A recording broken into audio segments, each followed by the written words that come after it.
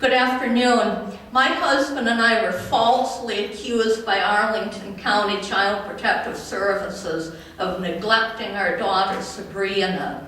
Sabrina was unjustly removed from our care and kept in foster care for going on 4 years now. And our parental rights were unjustly terminated.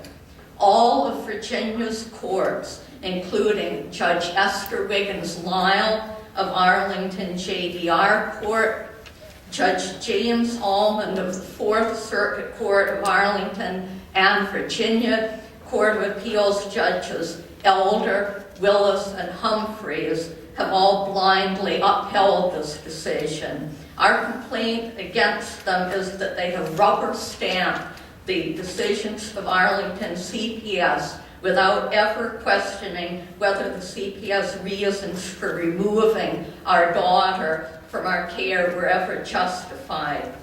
The courts have also never questioned the propriety of Sabrina's foster family making an offer to adopt her from the moment she was placed with them. There is evidence that the foster parents, especially the foster father, used his high standing as a federal prosecutor with the Justice Department to gain favor with the judges in our case.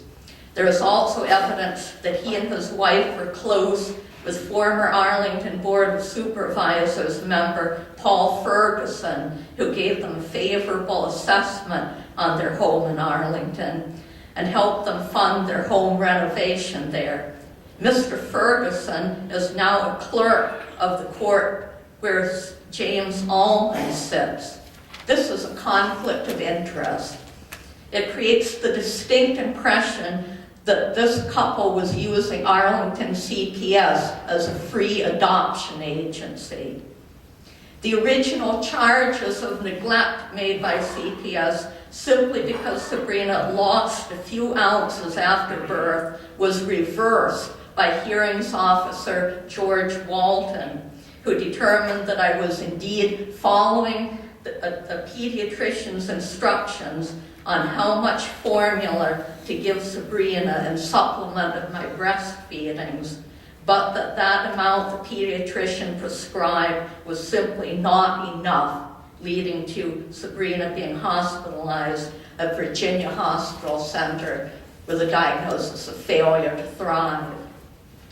Further, from the moment that Arlington CPS found that I was diagnosed with a mild learning disability, PDD-NOS, they exhibited a pattern of discrimination against me, refusing to offer me any services for parents with disabilities.